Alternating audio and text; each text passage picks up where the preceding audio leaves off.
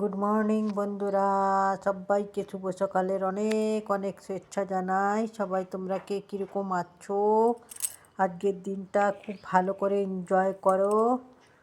আজকে তো স্পেশাল দিন, তো সবাইকে অনেক অনেক শুভ সকালের শুভেচ্ছা রইল।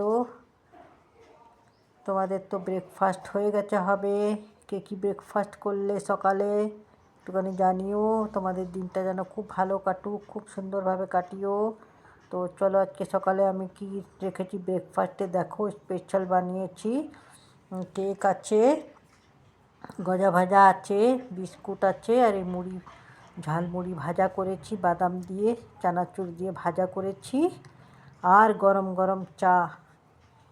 এই হচ্ছে আজকে সকালের আমাদের ঘরের টেস্টি ব্রেকফাস্ট।